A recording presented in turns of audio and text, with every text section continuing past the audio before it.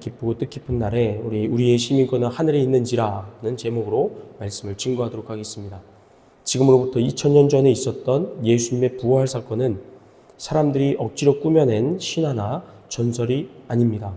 이는 역사 속에서 실제로 일어난 하나님의 구원 사건으로서 부활하신 예수님께서는 흩어진 제자들을 찾아가 격려하시고 그들의 믿음을 새롭게 하셨고요. 또 이 땅에 하나님의 교회를 세워주셨습니다. 그러나 오늘 우리는 이렇게 부활하신 예수님을 직접 만난 사람들은 아닙니다. 그런데도 우리가 예수님의 부활을 역사적인 사실로 믿고 그분을 나의 구원자로 고백할 수 있는 비결은요, 다시 사신 예수님께서 성령으로 우리의 마음을 열어주시고 복음이 믿어지는 은혜를 베풀어 주셨기 때문입니다. 따라서 오늘날 예수 부활의 가장 확실한 증거를 뽑으라고 한다면 바로 이 자리에 나와서 하나님을 예배하는 저와 여러분이 되는 줄로 믿습니다. 자, 오늘 본문 말씀은 이렇게 우리처럼 부활하신 예수님을 직접 만난 적은 없지만 성령의 역사와 강권적인 은혜로 구원을 받게 된 빌립보 교회에게 사도 바울이 보낸 편지의 일부분인데요. 오늘 본문 17절에서 바울이 빌립보 교회 성도들에게 이렇게 이야기합니다.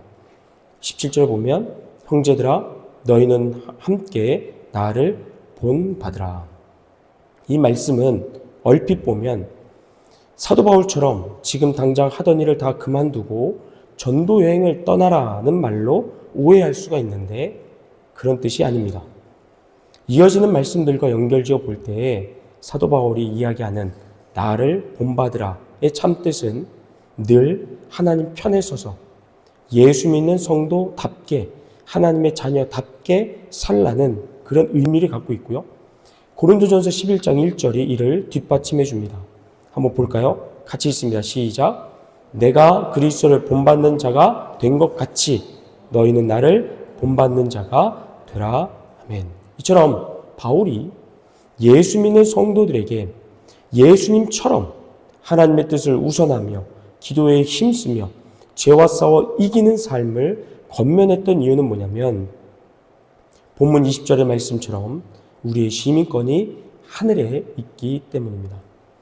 이 땅에 사는 동안 우리는 땅에 속한 시민권을 갖고 살아갑니다. 그것이 대한민국의 것이든 캐나다 것이든 우리가 소속된 나라의 시민권을 우리는 다 소유하고 있는데요. 그러나 이게 전부가 아니라는 거죠. 현재 우리가 갖고 있는 시민권과 땅에서 주어진 신분은 이 땅에 사는 날 동안에만 우리에게 유효한 것이고요. 죽음을 맞아서 이 세상을 떠난 그날에는 대한민국의 시민이냐 캐나다 시민이냐를 초월하여 우리는 하나님 나라의 시민권을 갖고 천국에 들어가게 되는 줄로 믿습니다. 자, 오늘 본문에서 사도 바울이 하고 싶은 말은 그렇기 때문에 하나님의 나라에 들어갈 그것을 준비하라라는 메시지입니다. 아무리 이 땅에서 우리가 오래오래 살고 싶어도 하나님께서 우리를 부르시면 그분 앞으로 갈 수밖에 없고요.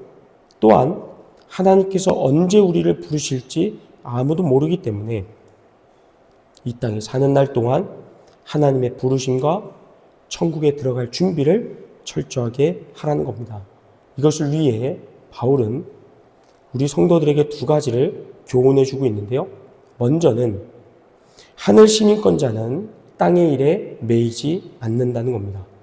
본문 18절을 다시 보시면 내가 여러 번 너에게 말하였거니와 이제도 눈물을 흘리며 말하노니 여러 사람들이 그리스도의 십자가의 원수로 행하느니라. 자, 이 말씀에서 우리의 시선을 사로잡는 표현은 무엇입니까? 그리스도의 십자가의 원수라는 표현입니다. 그런데 예수님의 원수, 십자가의 원수라는 표현보다 사실 우리가 더 주목할 건 뭐냐면 그 앞에 있는 바울의 눈물이라는 겁니다. 여러분, 지금 바울이 십자가의 원수를 이야기하면서 왜 눈물을 흘렸을까요? 그것은 그들이 교회 밖에 있지 않고 교회 안에 있었기 때문입니다. 다시 말해, 지금 바울은 아직 구원받지 못한 불신자에 대해서 이야기하는 것이 아니라 누구를 얘기하고 있는 겁니까? 구원을 받았다고 하는, 그래서 교회 안에 들어와 성도라고 불리는 자들 중에 그리스도의 십자가의 원수가 있다라고 지금 외치고 있다는 겁니다. 그럼 대체 바울은 무엇을 근거로 그들을 예수님의 원수라고 꾸짖었을까? 본문 19절입니다. 같이 읽습니다. 19절 시작. 그들의 마침은 멸망이요 그들의 신은 배요 그 영광은 그들의 부끄러움에 있고 아멘. 하나하나 보면요. 그들의 신은 배요.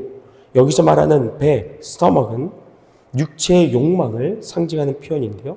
그들이 자신들의 이 배, 욕망을 신으로 여긴다는 것은 무엇을 의미합니까? 하나님보다도 자신의 욕망이 더 중요하다는 겁니다.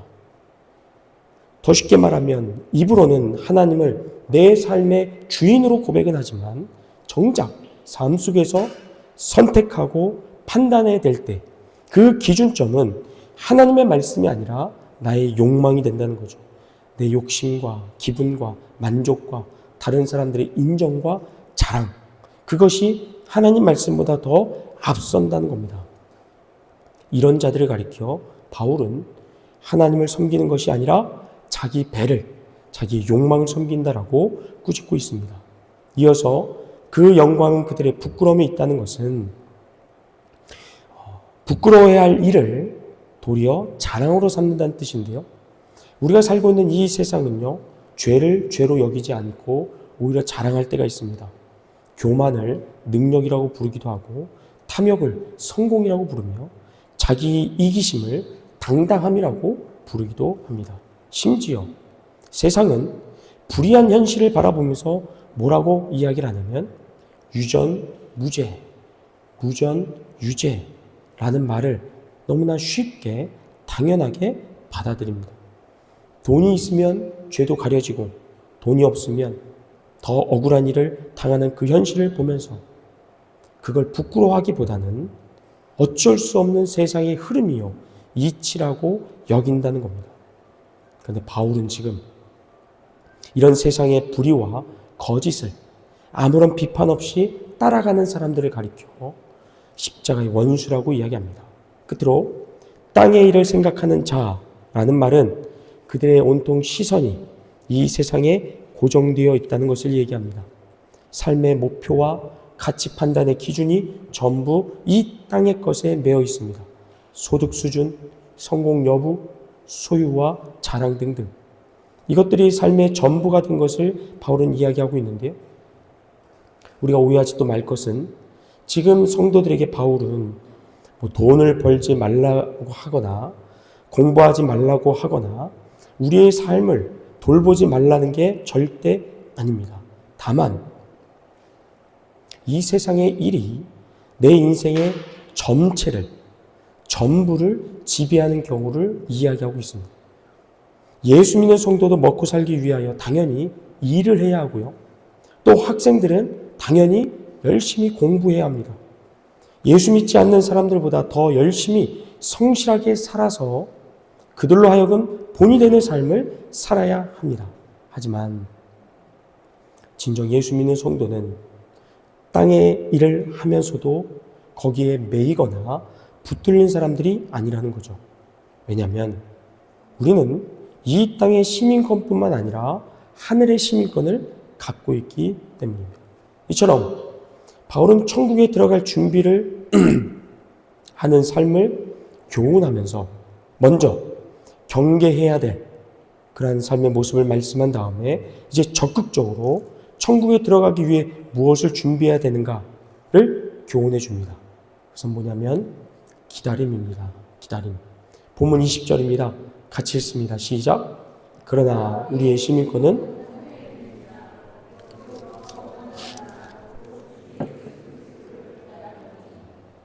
여기서 우리말 기다린다라고 번역된 헬라어가 좀 발음이 어려운데요. 아페테 코메타라는 단어로 간절히 기다리다, 확신 가운데 기다리다라는 뜻을 가지고 있습니다. 즉 막연하게 예수님 언젠가는 오실 거야 그냥 기다리는 것이 아니라 적극적으로 확신을 가지고 예수님이 다시 오심을 기다리는 그것을 태도를 의미하는데 우리는 보통 예수님이 다시 오실 때를 세상의 종말로 이해합니다. 틀린 건 아니지만 이것은 우주적인 종말을 의미하고요. 또 하나의 종말은 뭐냐면 개인적인 종말로서 처음에 말씀드린 하나님의 부르심입니다. 하나님께서 언제 우리를 부르실지 아무도 모르지만 반드시 그날은 우리에게 찾아올 겁니다. 하나님께서 우리의 이름을 부르시는 그날 우리는 그것을 피하거나 부르심을 지연시킬 방법이 없고요. 하나님이 부르시는 그날이 우리에게는 이 세상과의 이별인 동시에 내가 가진 모든 것의 종말이나 다름없는 우린 맞이하게 될 것입니다.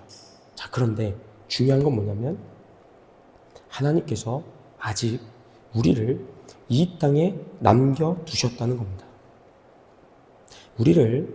언젠간 우리를 천국으로 데려가실 건데 당장 천국으로 부르시지 않으시고 이 땅에 지금 우리를 남겨주셨다는 거죠. 무엇을 위해서요? 준비하도록요. 저 하늘에서 하나님과 예수 그리스도를 만날 그 준비를 하도록 우리에게 이 땅의 삶을 지금 허락해 주고 계신다는 겁니다. 그럼 우리는 구체적으로 예수님 만날 날을 하나님의 부르심을 기다리면서 어떻게 무엇을 준비해야 되는가? 여러분 생각해 보세요. 천국에 뭐가 있을까요?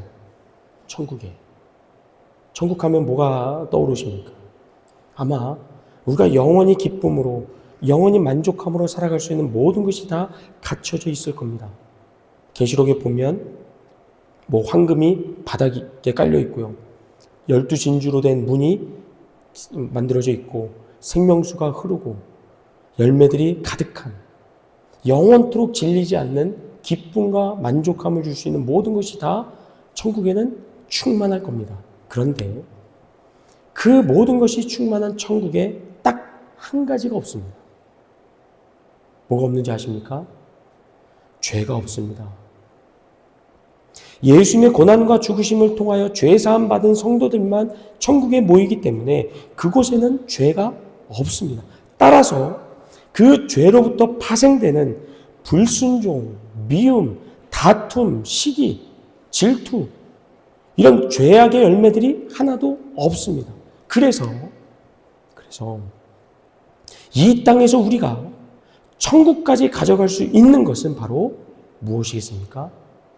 죄와 싸워 이긴 열매라는 겁니다. 우리가 천국에 가면 더 이상 우리는 순종할 필요가 없습니다. 천국에 가면 용서할 이유도 없습니다. 천국에 가면 누군가를 품어주고 덮어주고 껴안아줄 그럴 일이 전혀 없다는 겁니다. 오직 이 땅에서만, 죄가 있는 이 땅에서만 우리가 거둘 수 있는 열매가 바로 순종의 열매, 사랑의 열매, 용서의 열매라는 것이죠. 갈라디아서 5장 22절부터 23절을 한번 보시겠습니까? 같이 읽습니다. 시작. 오직 성령의 열매는 화평과 오래 참음과 자비와 양성과 충성과 온유와 절제니 이 같은 것을 금지할 법이 없느니라. 아멘. 다만 여기서 말하는 성령의 열매란 우리의 인격의 변화만을 의미하는 것이 아니라 이 열매들이 영원하다는 겁니다. 이 땅에 살면서 우리가 예수 믿는 성도로서 나타내야 될 인격의 열매로서만이 아니라 이 열매들만이 천국에 가서도 빛을 발하지 않고 사라지지 않고 영원토록 우리에게 영광의 멸관이 되고 승리의 자랑이 된다는 사실입니다. 사랑하는 성도 여러분, 우리 예수 믿는 성도들은 막연히 천국 갈 날을 그냥 기다리는 자가 아니라 준비하는 자들입니다. 무엇을 준비합니까? 죄악된 세상 속에서만이 거둘 수 있는 죄와 싸워 이기는 승리, 순종의 열매, 용서의 열매, 충성의 열매, 이 모든 성령의 열매들을 여러분이 열심히 벌하신 주님과 함께 맺으시고 그 열매들을 가지고 하나님 앞에 섰을 때 착하고 충성된 종이라 칭찬받는 여러분 될 수 있기를 주의 이름으로 축복합니다. 아멘.